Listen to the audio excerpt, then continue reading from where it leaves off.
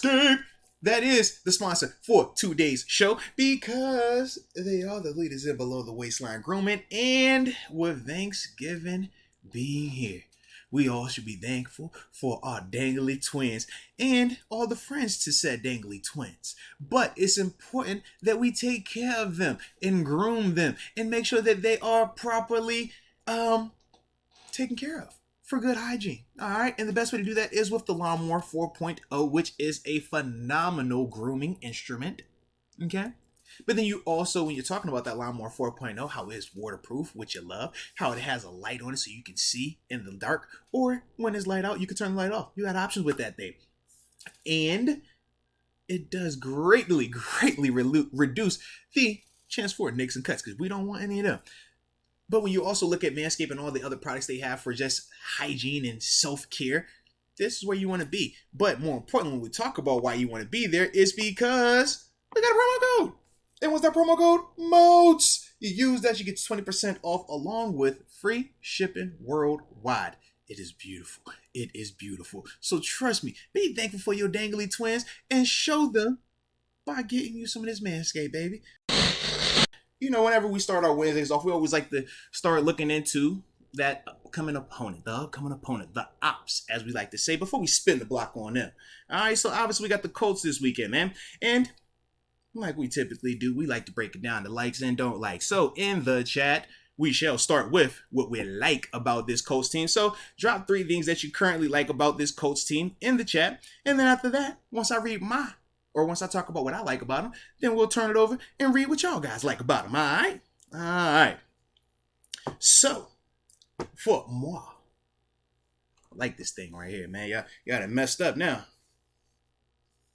Got me in here on my solo thing. Hey. And stand clear, man. Hey, Deke, he got that flu thing, man. Spread the word in the chat, though. Spread the word. He's not arrested, all right? He's not arrested, and that's the most important part. Because we've had this conversation, we've had this scare before, and I feel like since this is the first time that we're back on as a solo without him since that last time, I do got to emphasize that. So no, Deke is not incarcerated. No, Deke is not traveling the 7 seas looking for all the pleasure that he could find, nor is Deke at a function. He's chilling at home, recovering because he's currently down with the flu.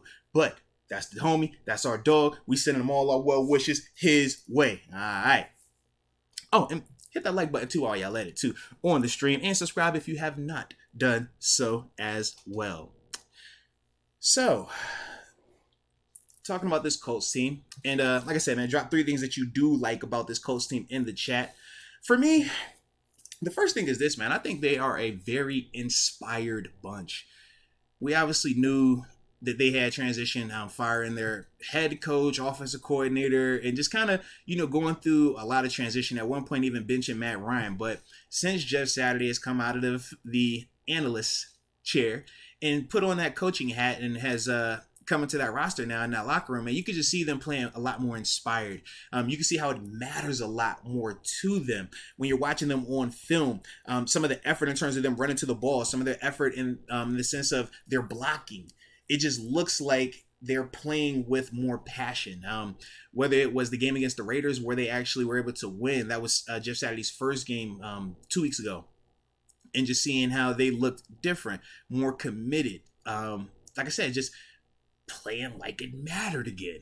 Like, that was good to see. And then obviously they lost to the Eagles, but even with that game, man, they led up until 1 minute and 24 seconds left in the game. And it takes essentially, back-to-back plays, and now, boom, Jalen Hurts finally hits you with the QB draw to go ahead and get the go-ahead score and stuff like that. But you can just see that this is not the same team from a month ago, and it is largely because of just the effort that they're playing with. It's not perfect. They still have some turnovers. They still give up some explosive plays. They still have some penalties and stuff like that, and they still struggle with protection at times as well.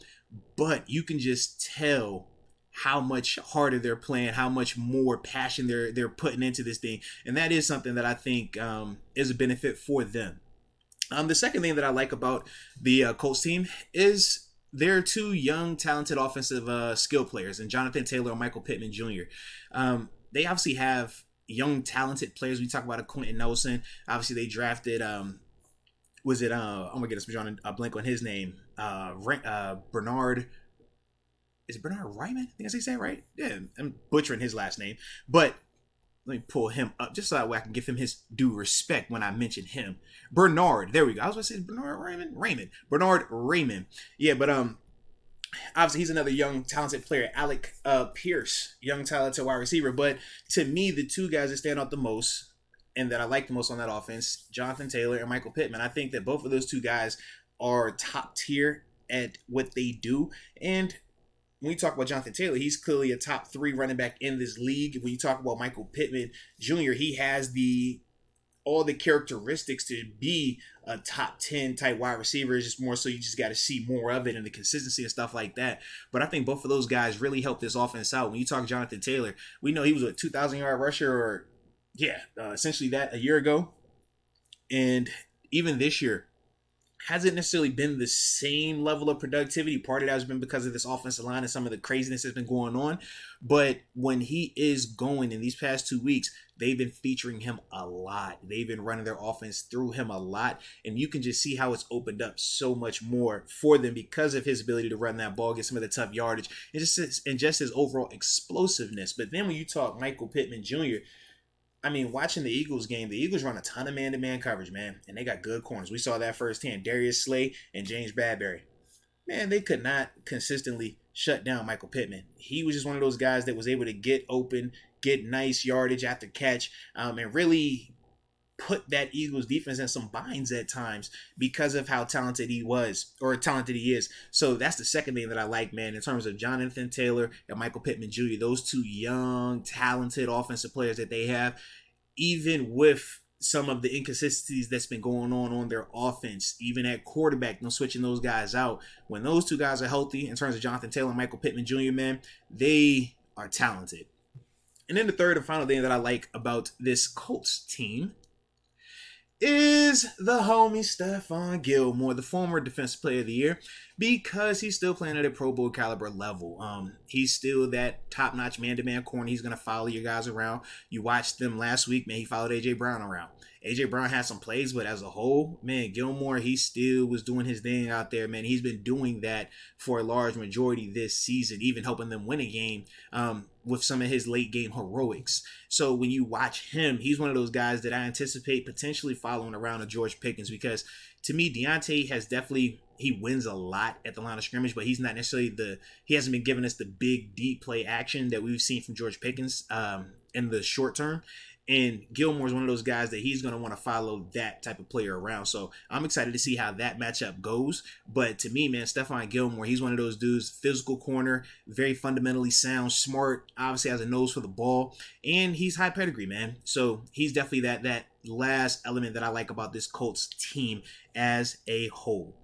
All right, so let me go over here into the Chizat and see what y'all said. Y'all like the 3 things that y'all were liking about Colts. And just 3 things. I know some of y'all some secret Colts lovers in here. All right, we won't need all that energy today, but if y'all got that energy, we'll allow it. All right, so we got Chris Robles. He says he likes the defense and the special teams along with the running game. I could agree with that, man. Yeah, they're consistent enough in terms of the kicking game. At least in that last game against Philly, I haven't checked to see for the full season how well their special teams is played, but no, they do got some good stuff going on with that. I like that. All right.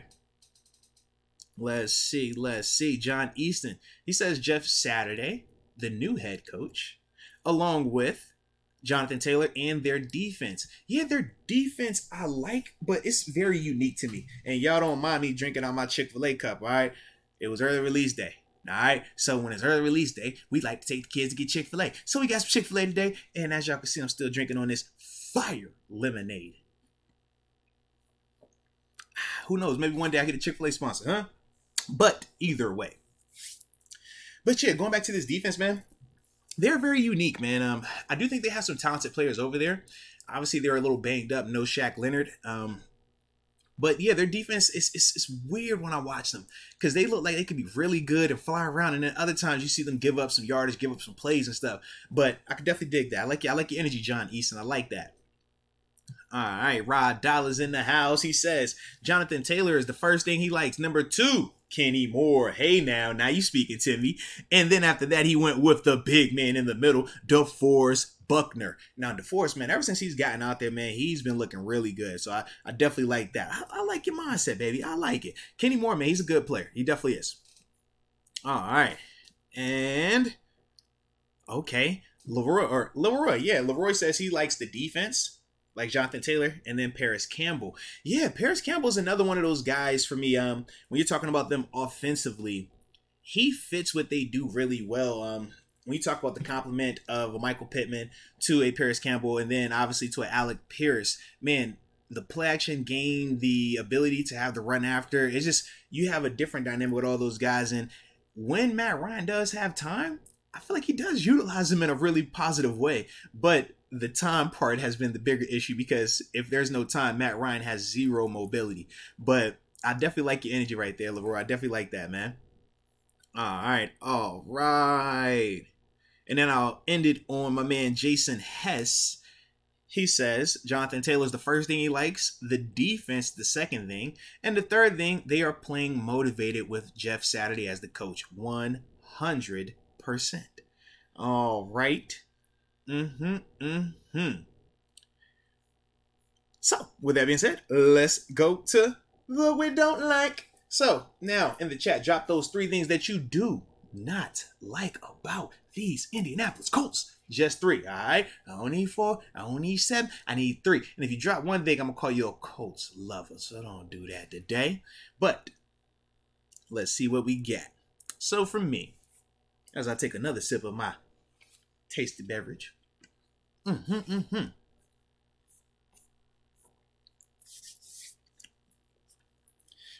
So the first thing that I don't like about this here Colts team, Matty Ice, I have to say it's you, man. But Matty Ice, I am not a fan of you right now, man. It's one of those things where when I watch Matt Ryan play, now obviously they pulled him and then they brought him back once Jeff Saturday got back out there. And I think that was the right thing. I don't think you pull a Matt Ryan regardless of how bad this season is getting. Very similar to when we would talk about Ben Roethlisberger last year. It's like, man, you're not pulling that guy, man. Those guys have earned the right to play the full season, regardless of how good or bad it gets.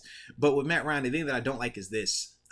When he has his time, he can still throw a beautiful ball, man. It was some times in that Philadelphia Eagles game where he was able to make some nice plays to Michael Pittman, to Alec Pierce, and even to Paris Campbell at times. Like, he was doing some nice stuff. But the problem is he has zero mobility. And this offensive line, it is just not good enough right now for that type of player. So when you watch him, it's just like, man, it's so easy to get him flustered at times. And as soon as that happens, or he has to move his feet, his accuracy goes down. He becomes a liability at times at the quarterback position watching him. So when I think of that, even though it's not exclusively his fault that happens, because like I talked about, the offensive line is a part of it, but at the end of the day, until that offensive line plays more consistently, that is going to continue to be a theme. And when you watch how Philadelphia was able to get after this Colts offensive line, I anticipate the Steelers being able to do a lot more because of the talent that we have and the way that our players have been playing. So that is why for me, I have Matt Ryan as the first thing that I don't like. And you know I'm a Matty Ice dude. Like that's a good dude right there, man. I likes him, man, but I can't roll with him this week. Nah. All right. Now the second thing that I don't like, and this is gonna sound a little crazy. I don't know, man. I'm not the biggest fan of their pass rush, bro. Like, yes, when you look across their players, they have numbers, right? When you talk about a DeForest Buckner, yeah, I think he has 4 sacks. When you talk about Grover Stewart, the other interior D line, I think he has 3 sacks. Then when you go into the outside, Yannick Ngakoue, I think he's around 5. And Yannick, man, he obviously is explosive, but Yannick is still the run around the hoop type of guy, right? In terms of just speed, he hasn't, to me, gotten to that point where you're fearing multiple things. I still think that he is mainly just the speed rusher, and it's still good for him. But when we're talking about when he's played against us in Pittsburgh, even with our current tackles, that speed rush that he likes to use consistently has not produced the same type of results. Now, I do like Kwity Paye, but he's questionable right now. So that'll be the one that, I think has the ability to consistently give you some issues. But as a whole, I don't know. when you look at how our rush is when we're clicking, when you look at the Philadelphia Eagles when they're clicking, when you look at the Buffalo Bills when they're clicking, to me, this Colts D line isn't, or this Colts pass rush isn't on that caliber. And yeah, I think we'll be able to handle them, man. Or at least I hope so, depending on which version of our offense line shows up, though. So yeah, make sure I, hopefully they don't make me look crazy by giving them a lot of confidence, right? Because I am really thinking that this is a matchup that we should do fine in that aspect. But then the third and final thing that I don't like about this Colts team is just their inconsistency up front. Their offensive line play this year, it's uncharacteristic, man. They have new pieces, obviously. New left tackle in Bernard Raymond, the third round draft pick out of Central Michigan. Y'all remember we talked about him during the pre-draft process. One of the guys that we were considering potentially, hey man, with the Steelers drafting because we need some offensive line help. Good player, but he is a rookie, and it looks like a rookie looks. Some plays he looks like he is going to be your stalwart franchise left tackle, paying him $100 million. Other times, he looks like a rookie. Turnstile, getting beat inside, outside, or right over the top. That's just how rookies are at times, man. The consistency has not been there when you watch him. Also, when you talk about Quentin Nelson, I mean, he's all world, but he even at times has struggled this year.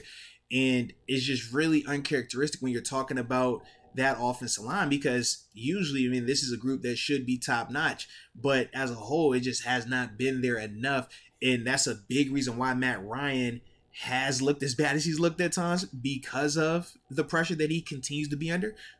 When you talk about the run game not being as efficient as it needs to be, a large part of that is also because of them not getting consistent movement, not sustaining blocks. And they're having penalties as well, man. So it's been a lot, of just inconsistency across the board as it pertains to the Colts offensive line. So that's why they're the third thing that I don't like. So once again, to recap that, Matt Ryan is the first thing I don't like. Their pass rush is the second thing, and then offensive line play from them is the third and final thing. And look at that, man. Even though Deke isn't here, we still got his freaky bots trying to pull up and keep us company. Now, under normal circumstances, I would kick him out. I thought about letting him stay so we could feel closer to Deke. But then again, I was like, yo, they freaky bots. We don't want no freaky bots in here, so we're going to get them up out of here real quick. All right. And then after that, I'm going to get to your, to the three things that you all don't like about this Colts team. All right, so now that the freaky bots have left the building, thank you very much. Let's get to the three things that we do not like, or that y'all do not like. All right. AJ Martinez went on a Rizant. Shout out to him. He says, number 1, the coach. Number 2, the defense. And number 3, the running game. Number 4, the offense. Number 5, the kicker. Number 6, the cheerleaders. And number 7, I don't know a thing about the Colts, but it's one we need to win. And it's one that we should win as well. We just have to take care of business. All right. All righty. All right. Now we did have Ryan McPherson come in with what he does not like. And he says, I don't like their jerseys. The underperformance of Jonathan Taylor this year and Matt Ryan's inability to run. Now, you're right there. Now, personally, I kind of dig the jerseys. They kind of boring with the horseshoe logo. I get it, but I don't know. It's just kind of like it works for them to me. I don't know why. But the underperformance of Jonathan Taylor, yeah, part of that has been on him. The other part, like I said, has been on this offensive line, and obviously even the coordinator to an extent, which is why they even fired him before they fired Frank Wright a couple of weeks ago. So yeah, and then Matt Ryan's inability to run. That is a very, very nice way to put it. Yes, his inability to run, or just no ability to run. It is, yeah. He running in mud and quicksand and sand and water with boots on and a weight vest. In prison shackles. It's bad. Yeah. All right. Let me see. We got some others that came in here. Leroy said he doesn't like their offensive line and Matt Ryan, but he says that's about it. Mike Coy says they're our opponents. That's the first reason why he don't like them. Shout out to that. Draw the line in the sand. Let them know where you stand, baby. Yes, sir. Number 2, the offensive line. And number 3, their offensive line. The offensive line has been a weak spot this year for them. Rod Dallas bringing it in right here with Matt Ryan. Then he says the linebackers. And then after that, their pass blocking. I love it. Now, number 2, when you talk about them linebackers, yes, we got to talk about them. Because, yeah, since Shaq Lawson has been out, they're a different dynamic right now. They're a different unit. Still got some good players in there, but as a whole, they're missing that X factor. I'm gonna butcher his name, but Bobby Okereke, I think that's his it. But he is number 58. Yes, number 58. He's nice. I like him a lot. He's already been there, though. He was the guy that was playing with Shaq Leonard, third round pick out of 2019. Really good player. I like him a lot. The guy that has had to play more since Darius Leonard has went out has been Zaire Franklin. That's number 44. Still a good player, special teams captain for them, but captain for them. But the thing with Zaire, man, he's just not Darius Leonard. So when you talk about Darius's range, his ability to create turnovers and splash, Zaire does not give you all of those things. So I could definitely understand why you would say the linebackers Rod Dollars. Oh, and Jay Flame, Shaq Leonard is Darius Leonard. He changed his name this offseason, and that's what he goes by, Shaquille Leonard. So, yeah, that's what we got to call him, Shaq Leonard. But, yeah, I'm with you, man. I am with you. And they say make sure y'all hitting them likes for the culture. Today's show is brought to you by Into the AM. You know, the people that are awesome when it comes to just content creators, man, and just showing their support for us, you know, the individuals that like to be creative, the guys that like to express themselves through these type of materials, stuff like that. And like we always say, when we talk about a company, as this thing is in my face, because, hey, wasn't expected to be a solo show, but it is a solo show. So here we are, baby. But get you 10% off when you use promo code MOATS, or you just simply use the website, intotheam.com/MOATS10, baby. But big time love for Into the AM, because like I said, man, you see the threads? Super nice, super comfy, and I like it. So, shout out to them right there.